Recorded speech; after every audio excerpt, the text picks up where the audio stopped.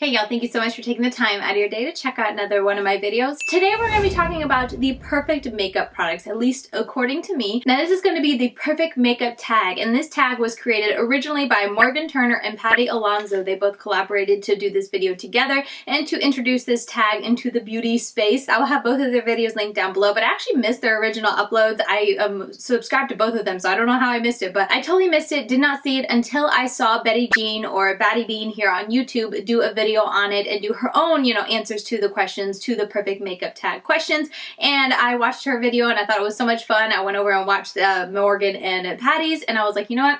I think I want to do this. So that is what we're going to be doing today. I feel like it has been forever since I've done one of these tags, and there are a total of 10 questions, so not too long of a tag. So let's go ahead and just have some fun and talk about makeup that in my eyes is just perfect, like chef's kiss, top tier when it comes to makeup in my collection. So let's just go ahead and jump right into it.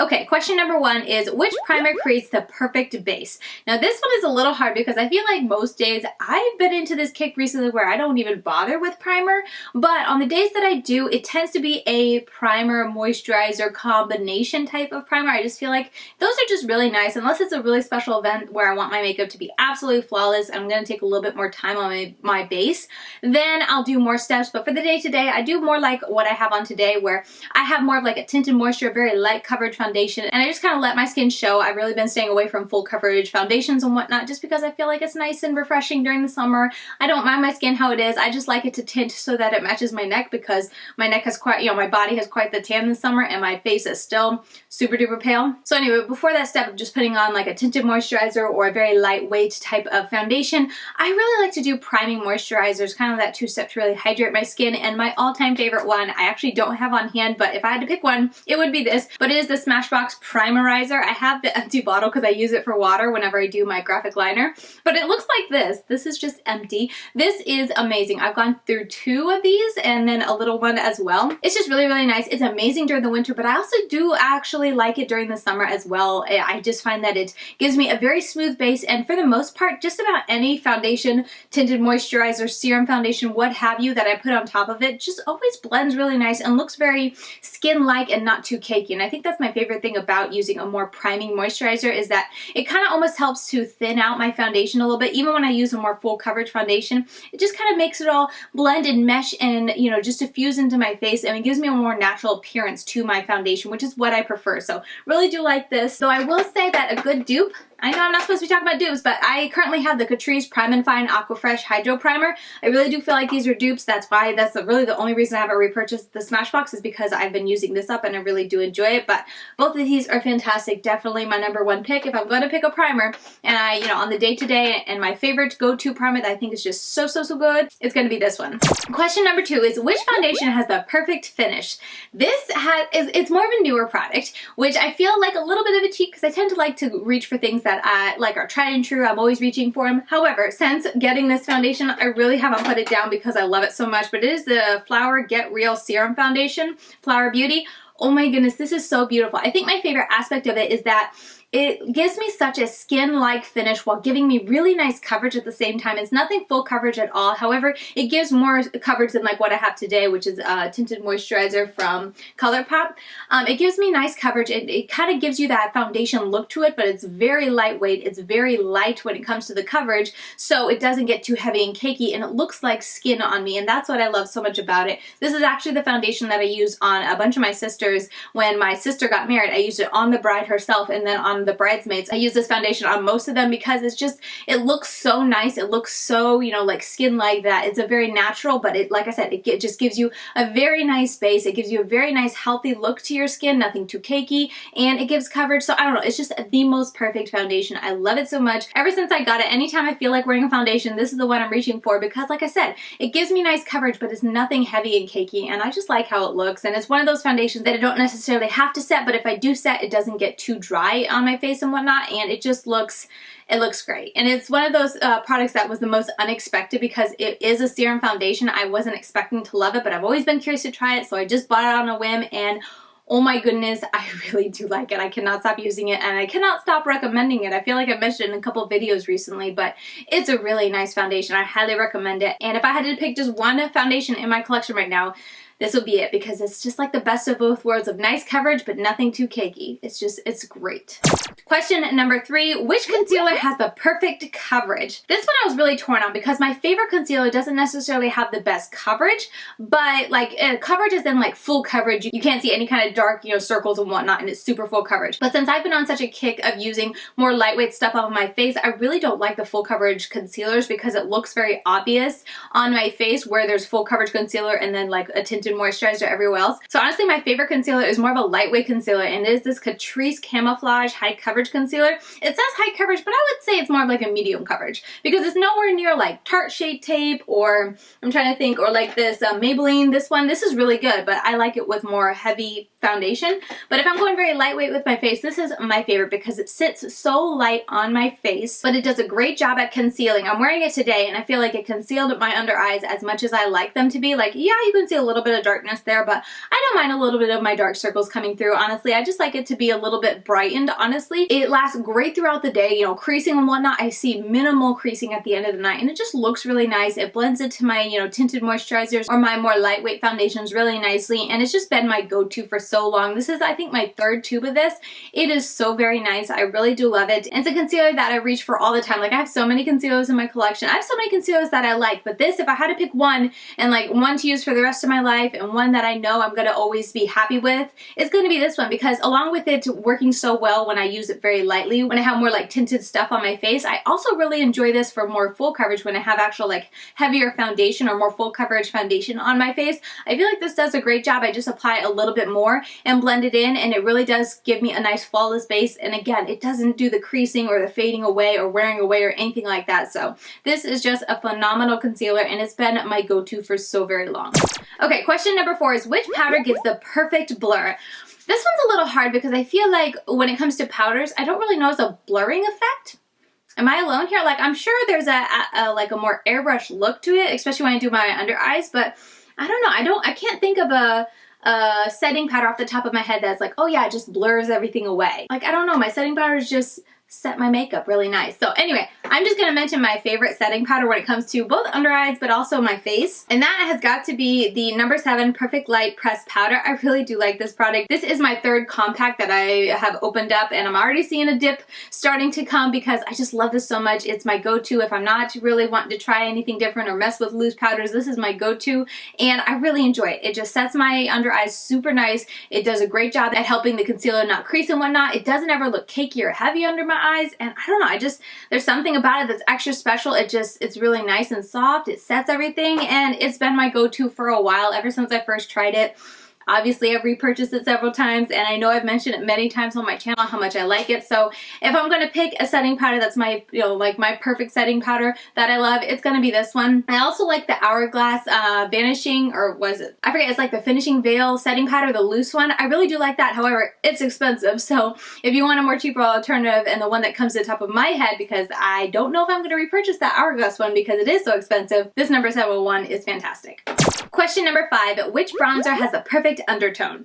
Now, I don't know if I'm very good at like picking out undertone and stuff like that. I just kind of like try different colors, try different shades, and whatever I like wearing, it's like, oh great, this works great for me because I like how it looks. So maybe I'm totally misinformed here, but for me personally, the bronzer that I love the most on my skin, that I can use it to kind of contour a little bit, but also just bronze up my face, and I feel like it looks so natural, nothing too harsh, but nothing too warm and like orangey, has got to be the Milani, what is this called? Sun-Kissed Silky Matte Bronzing Powder. Oh no, it's a Silky Matte Bronzing Powder in the shade Sun-Kissed 02. But this product right here is just so very nice for my skin tone. It just works so well. This is my 2nd one. I went through a complete bronzer. I think this is the first bronzer that I've actually like completely finished. Like, there was just the teeniest bit of rim around it that broke and fell on the floor that I threw away, but I panned that and I finished it, and I had to buy a new one right away because I did not want to be without this in my collection. So I feel like that right there speaks volumes with how much I enjoy this and how it's just that perfect tone for me. If I'm ever kind of like, know, looking over my bronzers and I'm like, oh, I don't know if that'll match. I don't know if that is going to go,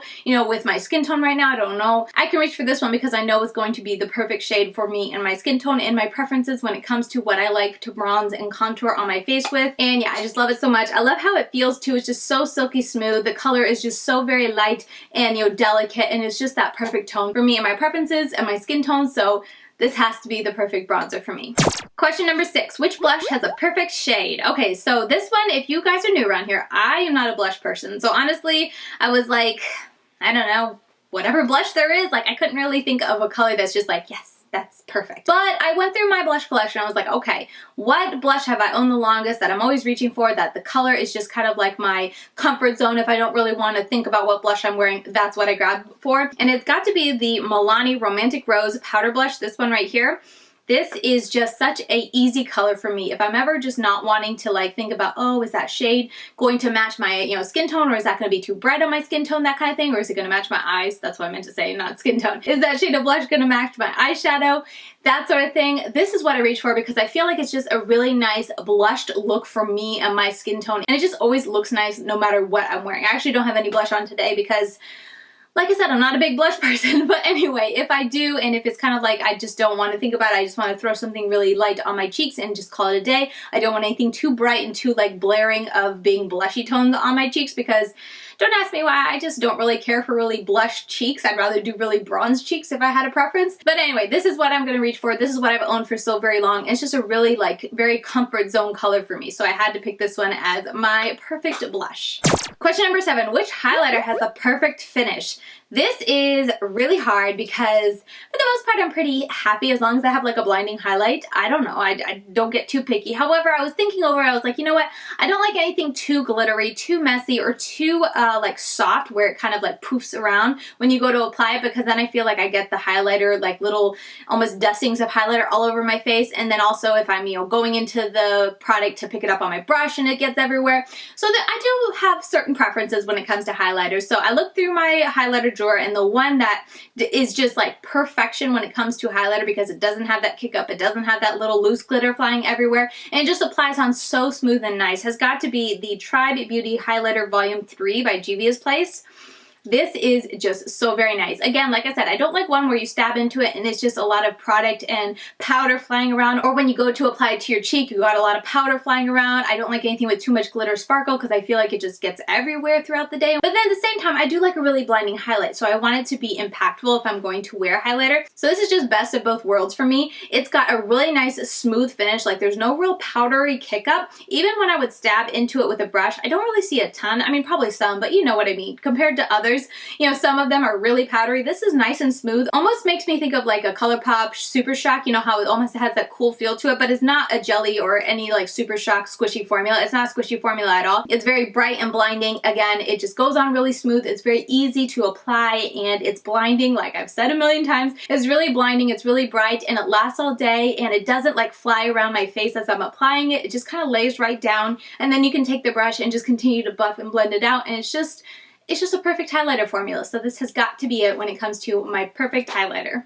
Okay, question number 8. Which lipstick has the perfect formula? This is tough for me because I'm not a big lipstick person. I have my preferences when it comes to formulas. Of course, I have the lipsticks that I really do enjoy, the liquid lipstick formulas that I enjoy, but I feel like so many of them are just like, yeah, I like this, but I feel like, I don't know, I just kind of change it up and whatever. However, there is one lip product that I have been going on 2 years? I can't even remember, 3 years? I feel like it's been several years where I wear it almost every day, multiple times a week. I am always talking about how much I enjoy it. So I was like, you know what?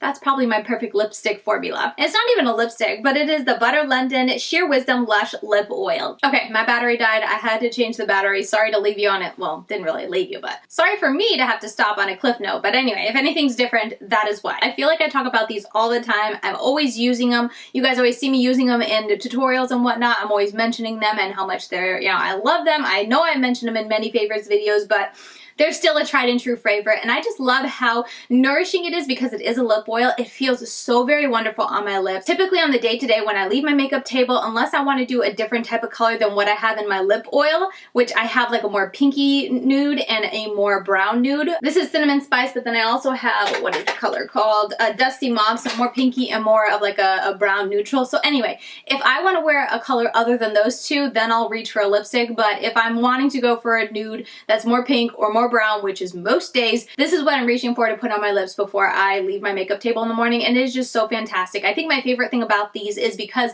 they are lip oils, however, they're so saturated in color. They really do give you that like lip gloss look, like a very pigmented lip gloss look, and I love that because it gives me the color that I want for my lips, but it's like a lip oil, so it's like almost a lip balm, but better than a lip balm, so I know that like it's doing great things for my lips. So I really love these. I've gone through so many of them, I've lost count, and I never want to not have these in my drawers, and like I said, I've mentioned them so many times on my channel, so I had to name this as my choice when it comes to a lip product, even though I realize it's not lipstick, but oops. Okay, moving on. Question number 9, which is obviously, if you couldn't guess, my favorite, but it is, which palette has the perfect shimmers?